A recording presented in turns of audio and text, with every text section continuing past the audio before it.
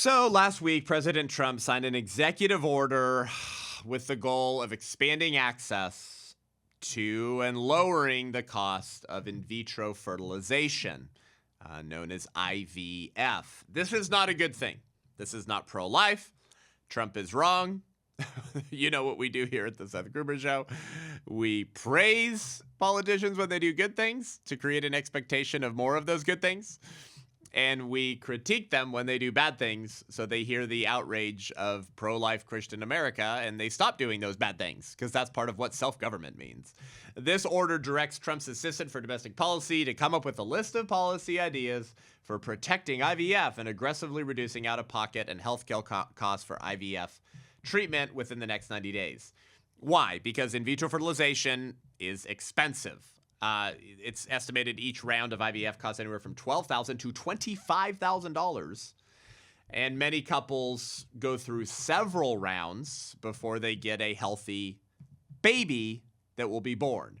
So you could be looking at $50,000 or more. You might remember we actually excoriated Trump at the time almost a year ago, when an Alabama ruling had labeled frozen embryos as extrauterine children, which banned IVF temporarily in the state of Alabama. Trump came out, Kerry Lake came out, and they were all, this is horrible. IVF is wonderful. And it became part of his promises on his campaign trail that IVF would be free for all families, either paid for by insurance companies or the government. Okay, we're going to talk about why this is bad, why it's not pro-life, why it violates children's rights, why it opens up the door to redefining the family as we know it, why it's not a conservative principle, and why it needs to be completely banned, even though there's one tiny little ethical way in which you can justify it. There's no way to maintain that while prohibiting the other forms of practices that endanger children's rights. It's bad. Let's get into it. Welcome to the Seth Gruber Show.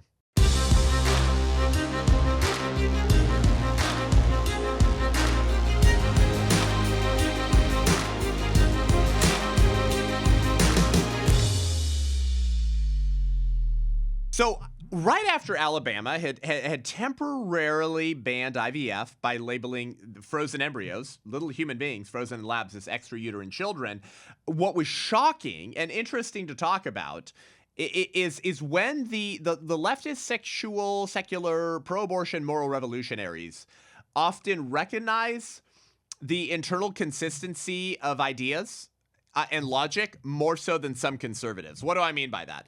I remember we talked about this on the show, but it bears repeating because it's almost been a year, okay? And maybe you're a new listener to this show and no one remembers every episode, so let's bring this back up again.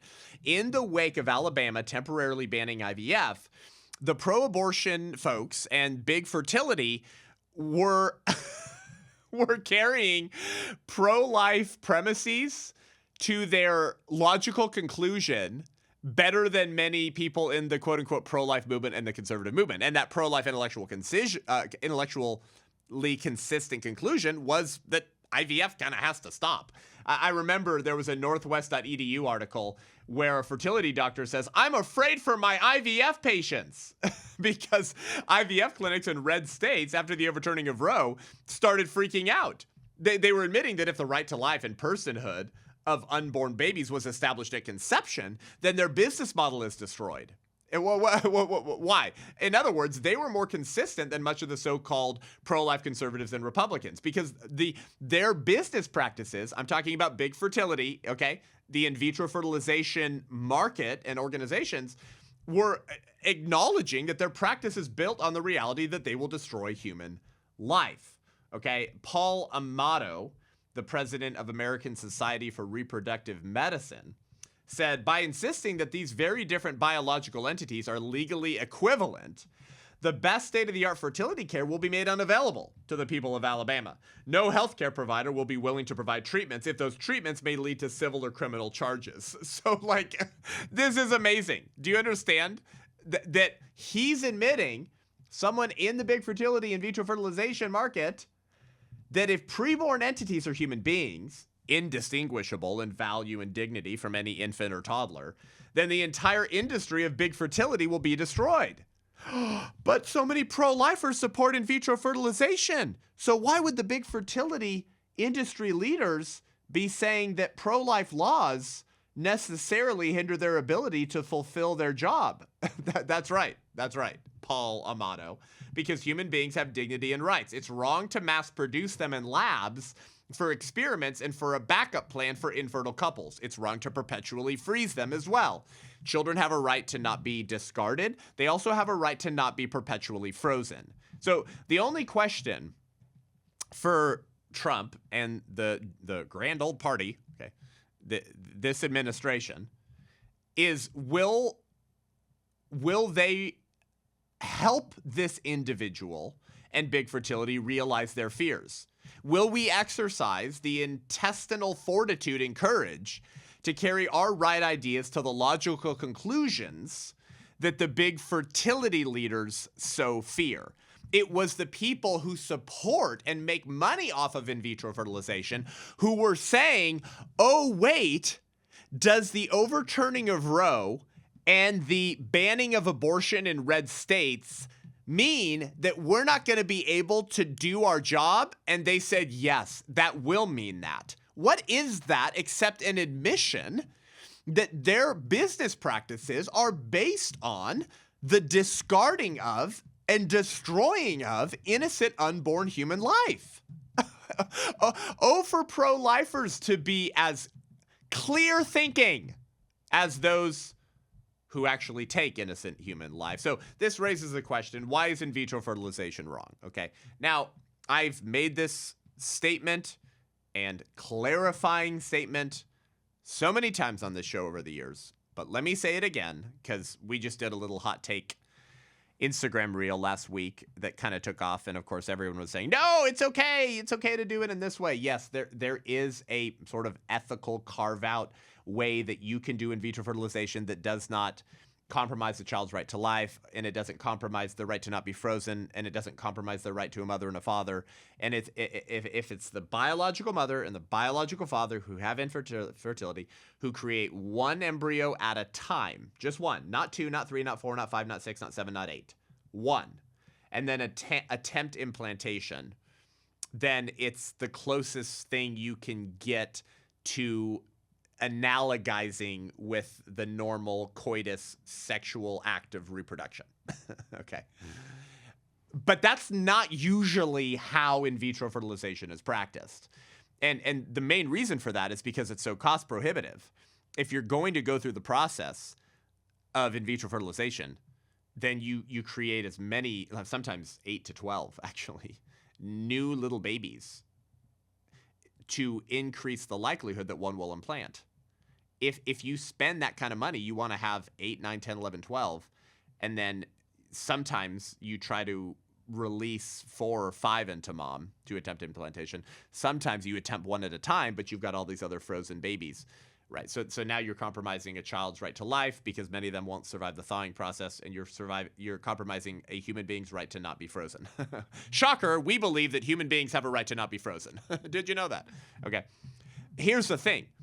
There's no way, given our culture and our legal system, that pro-life Christians are going to succeed in carving out a legal permissible option for a heterosexual married couple of a man and a woman to create one embryo with his sperm and her egg in a lab and attempt implantation while banning every other iteration or form of how IVF has currently been used. There's no way that's going to happen, okay? You'll have too many pro-lifers, allegedly, who will be coming out against that and think that it's morally permissible to create 9 embryos, freeze 7, and try 1 implantation at a time. Like pro-lifers who call themselves that are going to oppose the one carve-out as the only legal option to exercise IVF. So I understand there's one ethical way that you can argue you can do it, but there's no way that we're going to succeed in just keeping that one way legal. Okay, so why is IVF wrong? It can violate a child's right to life. Okay, 7 to 8% of babies created in labs through IVF will be born alive. Only 7 to 8% of the babies who are created through IVF will ever be born. Roughly 92 to 93%. 92 to 93% of babies who are created through in vitro fertilization will die. they will never be born.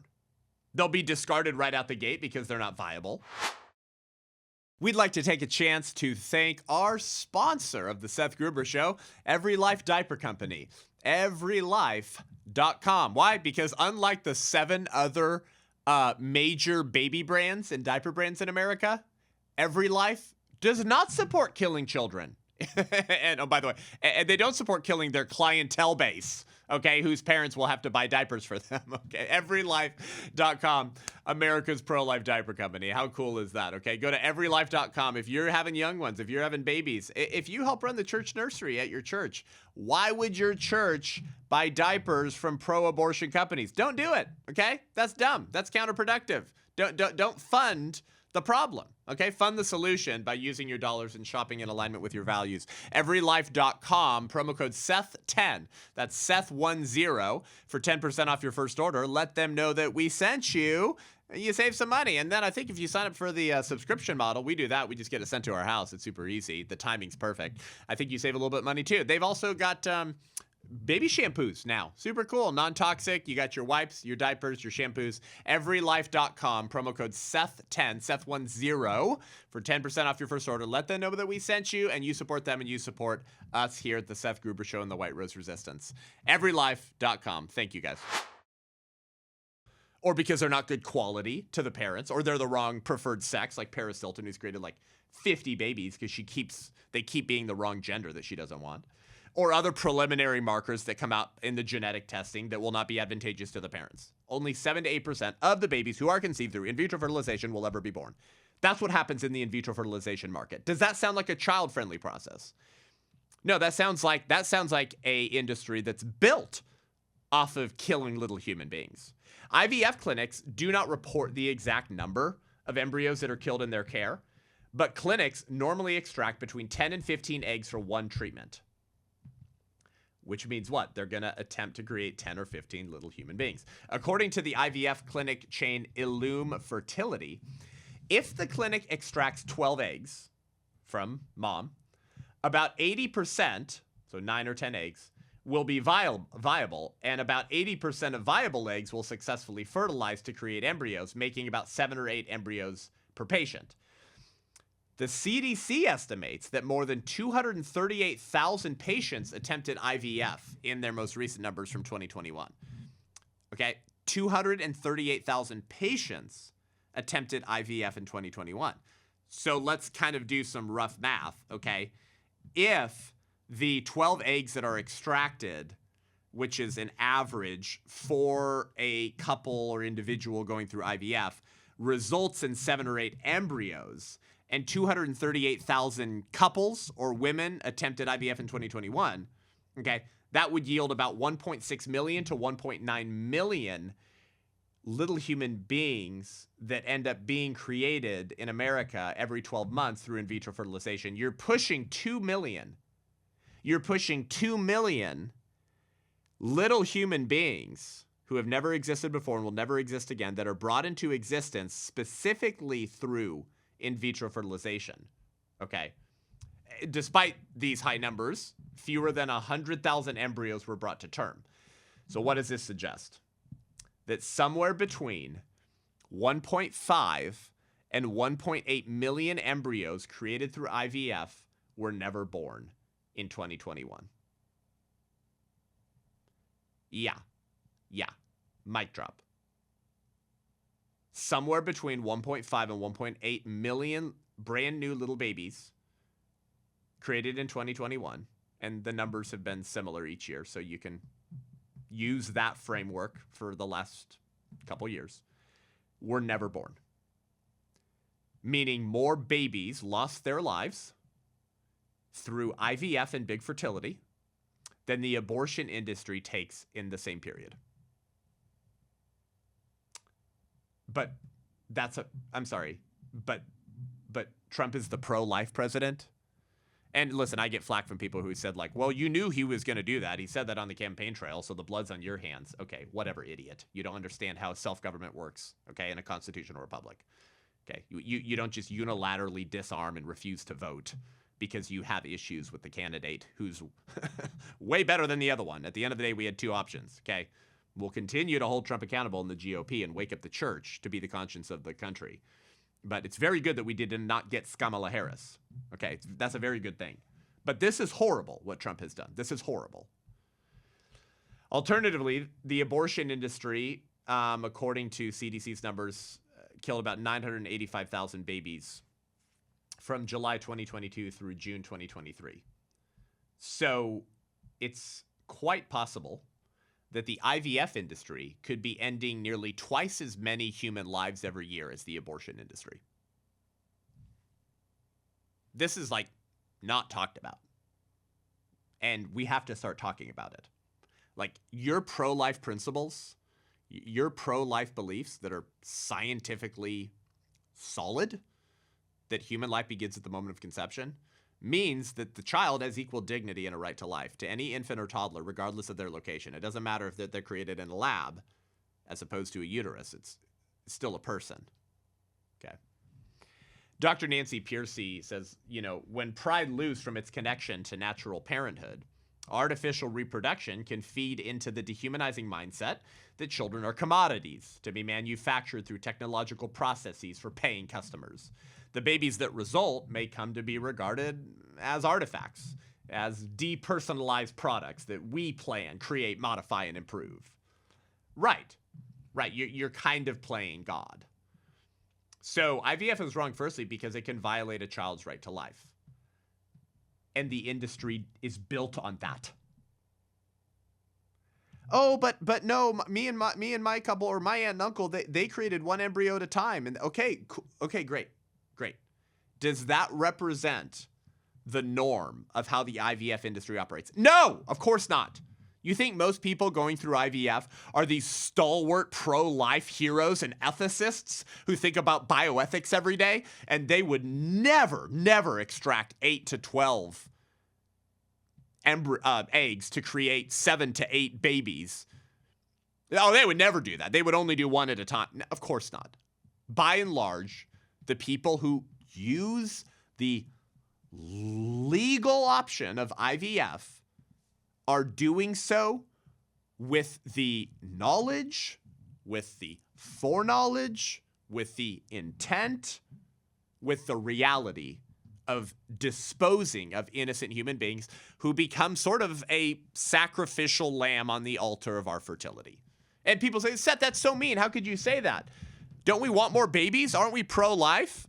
Well, not when it comes to 1.6 to 1.8 million babies losing their lives. Okay, I don't want babies that way.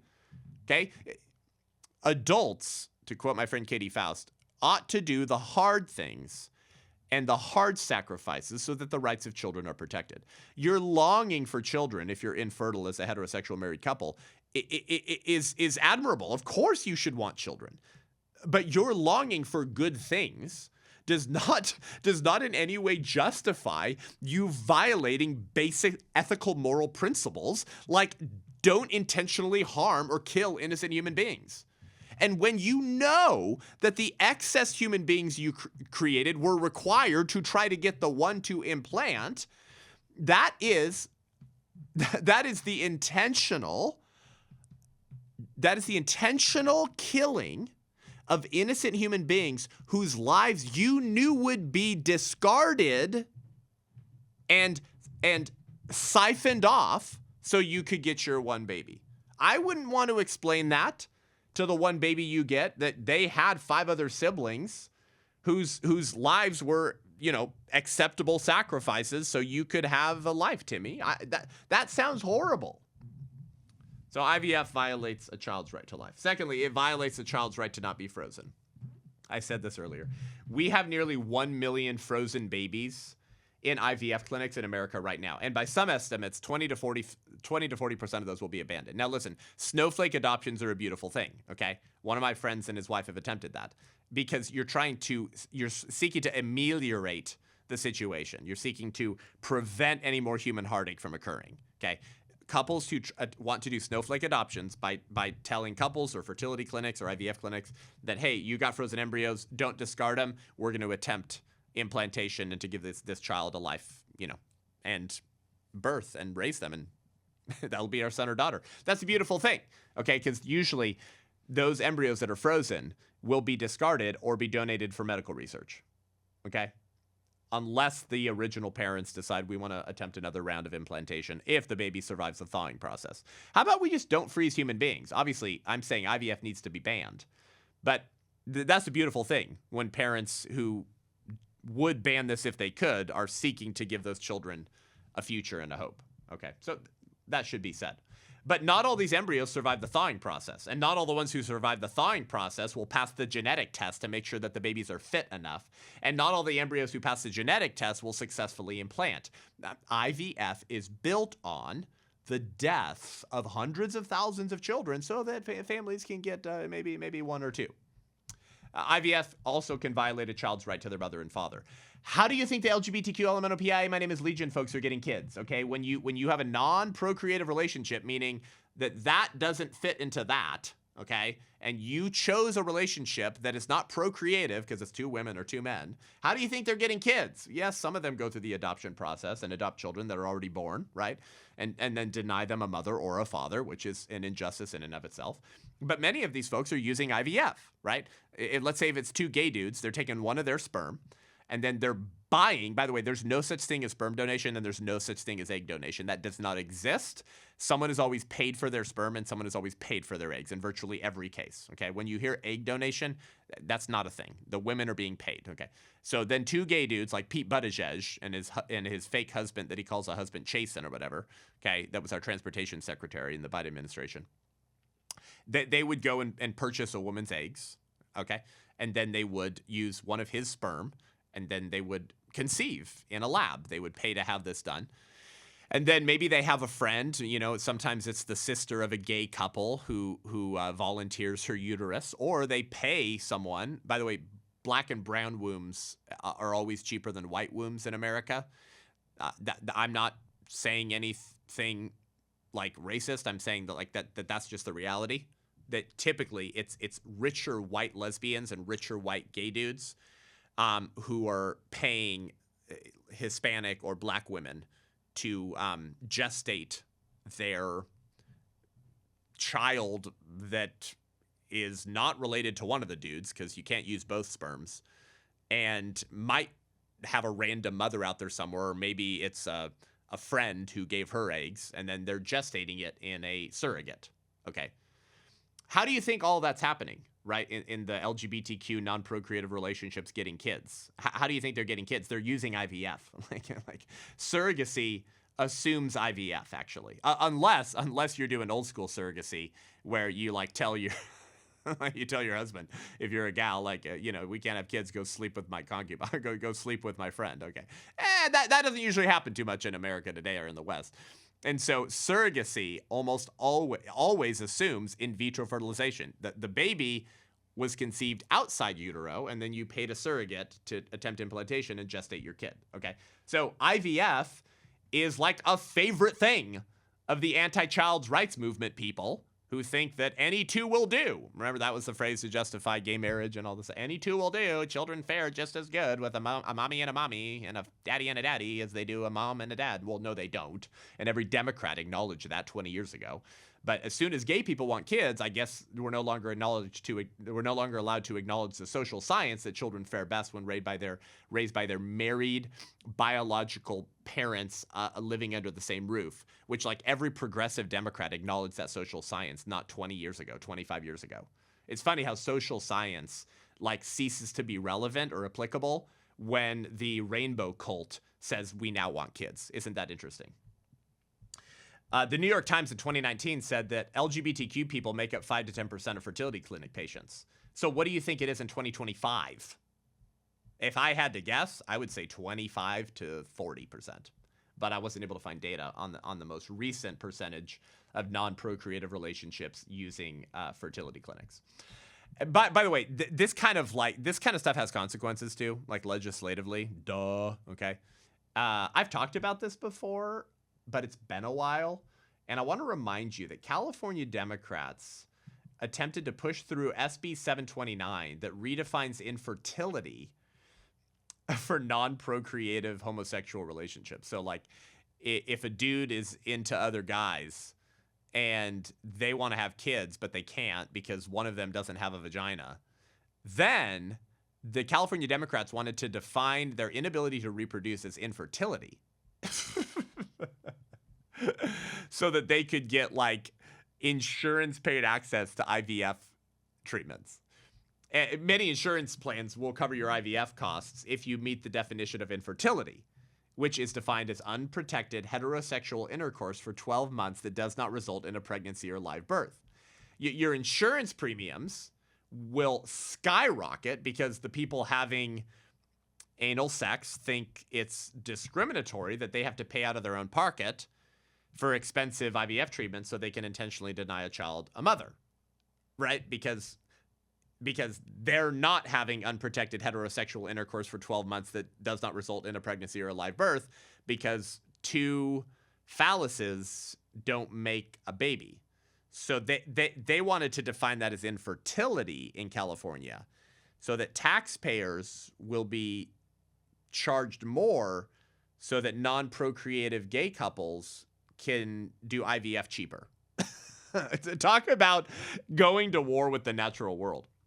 IVF is used first to create the baby that the two lesbians or two gays purchase in order to put in one of the lesbians' wombs, so denying the child any father, or put into a surrogate's womb by the gay dudes, denying the child their birth mother and biomother, and any mother at all moving forward. But children have a natural right to their mother and father. And in horrible circumstances where that is not possible, they have a right to a mother and a father. Tragedy happens. Parents die. One parent's die. Like, children become orphans. It's a horrific, broken world. But in the case that the child no longer has their mother and their father, I'm talking biologically, I'm saying they still have a natural right to a mother and a father. But IVF has blown the door open in the LGBTQ LMNOPIA, my name is Legion Rainbow cult, to launch a full-scale assault against children's right to a mother and a father. I mentioned the best social science shows that children fare best in every category, basically, when they have their mother and father. Mark Regnerus, who the left hates because of his research on this, in 2012 published a study, How Different Are the Adult Children of Parents Who Have Same-Sex Relationships? Findings from the new Family Structure Study in Social Science Research in 2012. It was based on large, random, and nationally representative samples. And the findings were, compared to children of parents, at least one of whom had a gay or lesbian relationship, those reared by their married biological parents were found to have fared better on dozens of indicators and worse on none.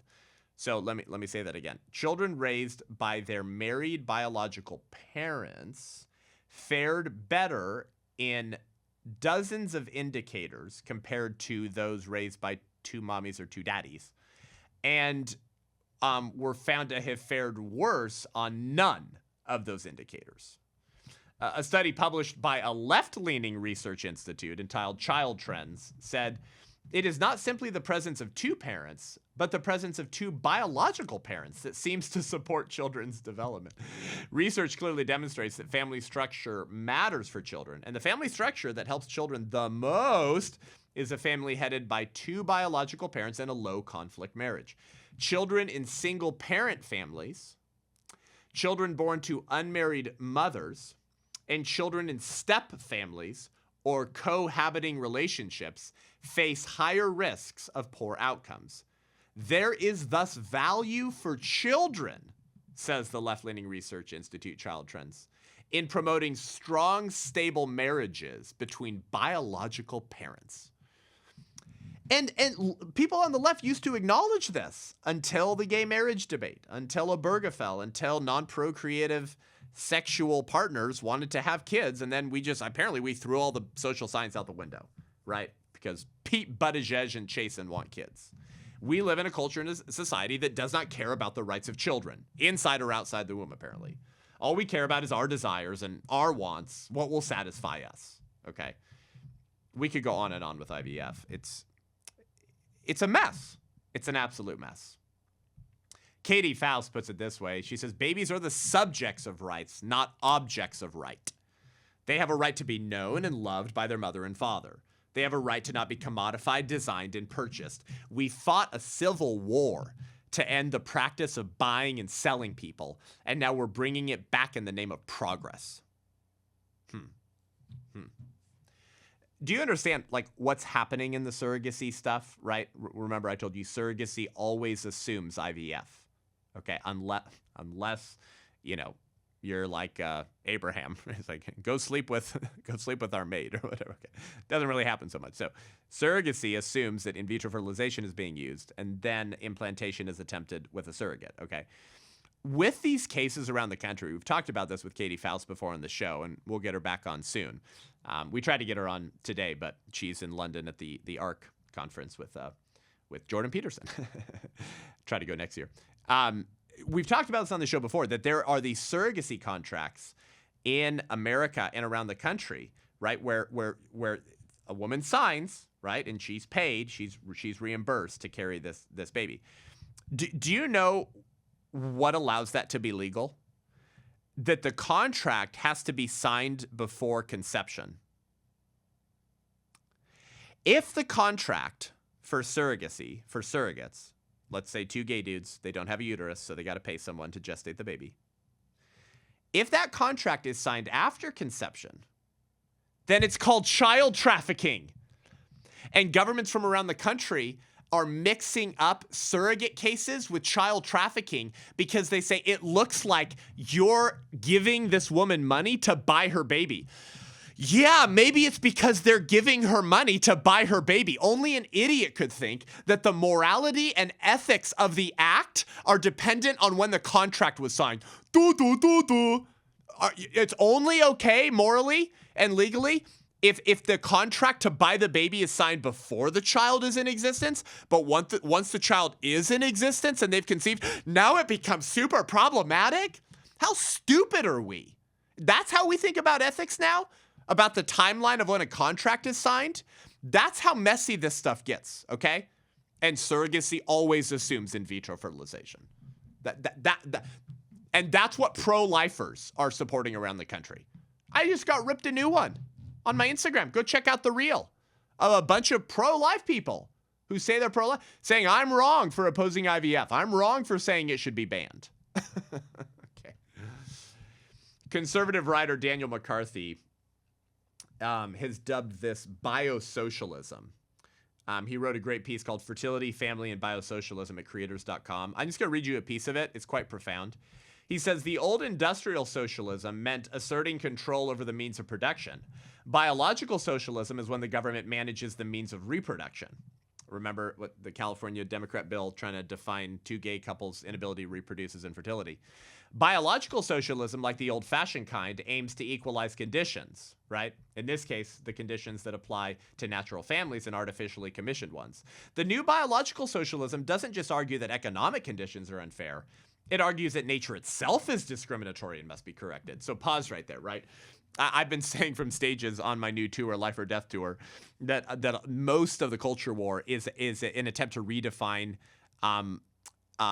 ourselves and remake ourselves in our own image, and it's at war with the natural world, which means with biological realities, which means how the world operates, which means how God created the world, right?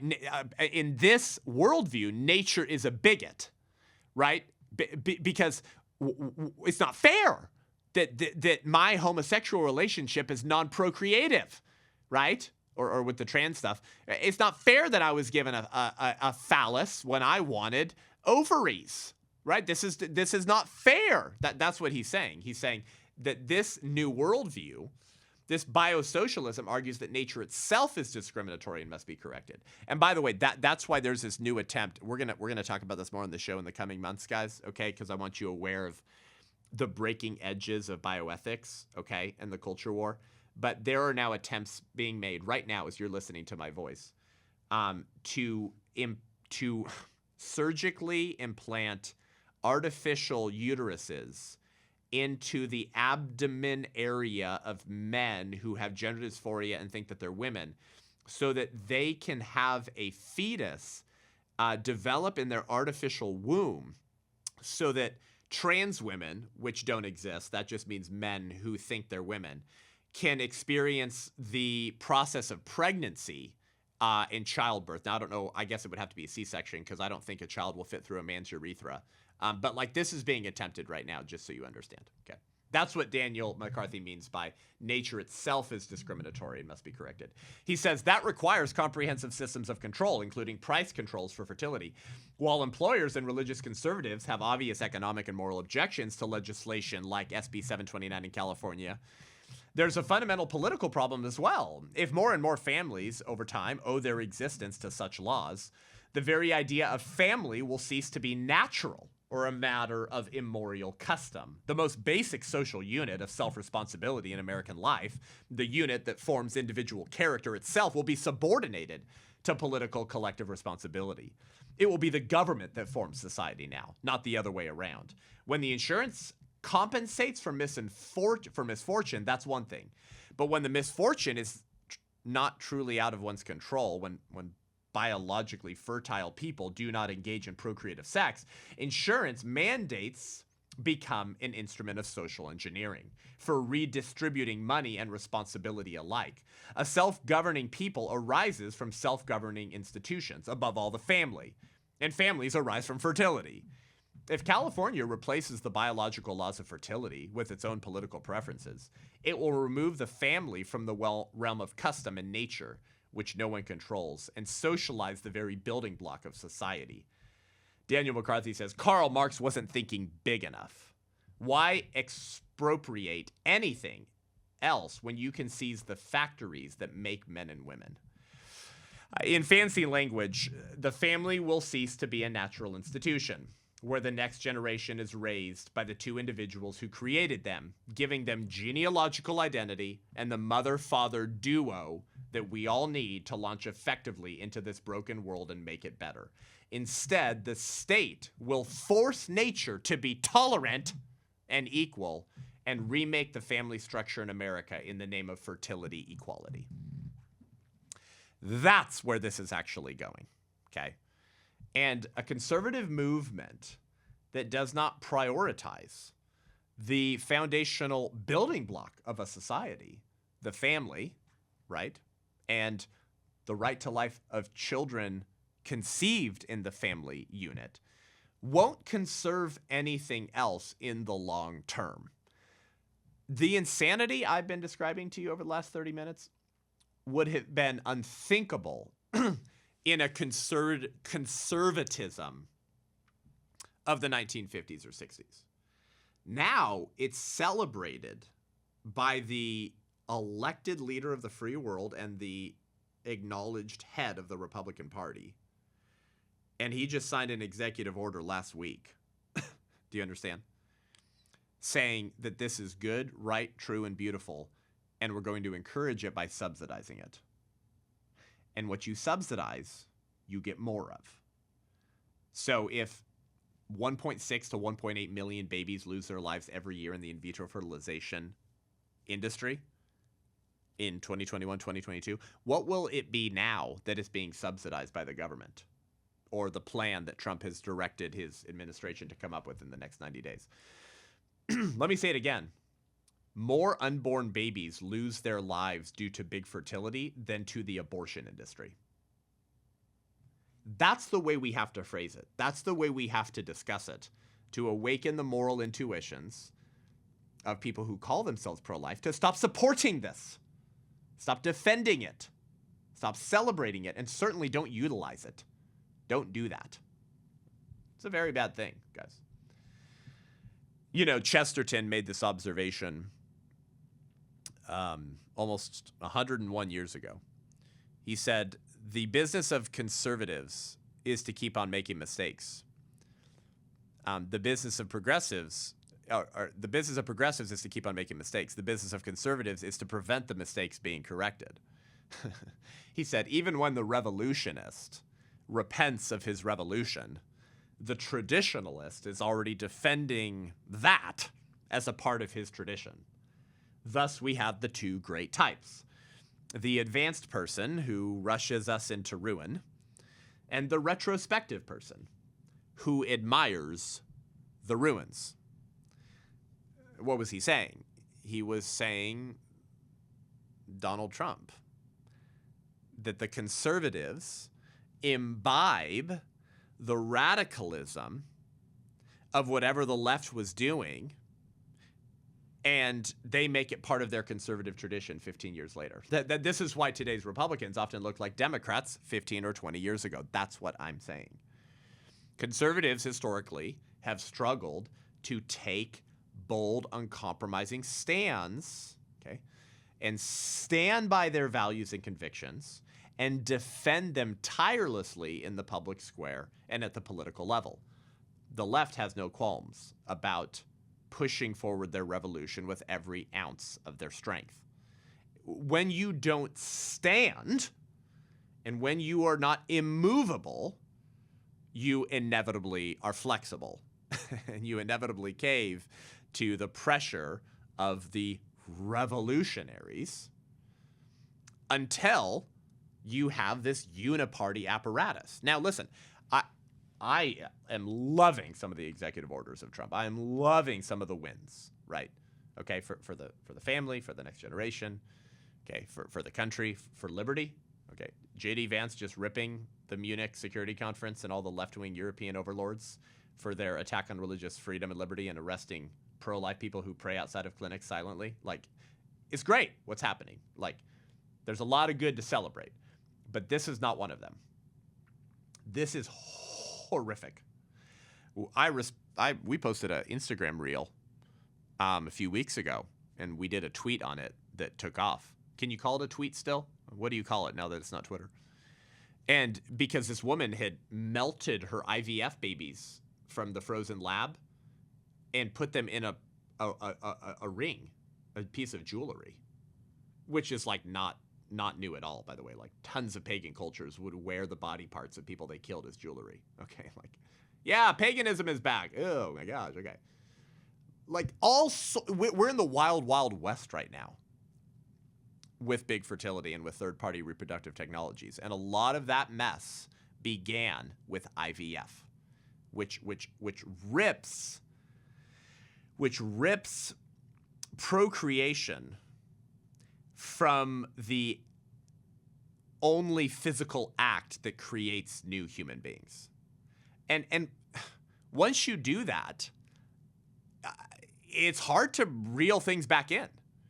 Once procreation is no longer tied to coitus, okay, to sex, then man creates all manner of new ways to exercise wickedness. We didn't even get into CRISPR, okay, and gene editing and the mess that is happening with IVF as well. But do you see my point? Like, it's a wild, wild west now on the moral and scientific landscape because of this insanity. So, will you share this episode? Will you raise your voice? Will you post about it? Will you tweet about it? Okay, we're going to have clips from this, okay? We want this Republican Party and this administration to hear the outrage of pro-life America, like Trump did when he was like, I think I'll vote for the Florida abortion amendment. And then 24 hours later, never mind, I'm voting against the radical Florida pro-abortion amendment, because people raise their voice. I'm asking you to do the same thing. This is one of the more comprehensive episodes we've done on IVF. I think we touched on most aspects of it. So share it, okay? Will you? Thank you guys for tuning in today. Head on over to iTunes, Spotify, YouTube. Give the show a rating and review and let us know what you think. Remember, YouTube, Google overlords might digitally assassinate me one day. So go to Rumble and subscribe to help protect the show moving forward. Go to thewhiterose.life. We want you to be part of the movement. Remember, like with Compassion International, you support a kid, right? With White Rose Resistance, you're the kid, right? Because everything we do is to equip, empower, disciple, and mobilize you with what you need to be the people of God and take back life and give God a reason to show America mercy. That's why we launch our chapters in Denver, Southern California, Boise, Dallas, Fort Worth, Florida, and now soon to be Arizona and other chapters around the country. It's why we make films, media, training, curriculum, boot camps. You get all that when you join the White Rose app. Okay, so sign up as an ally at $35 a month. Get your battle box in the mail. Join us on the app at the White Rose app. Or if you join at Air Support at $70 a month, you join the book club. And we talk about books, and we talk about it live on Zoom. It's super fun.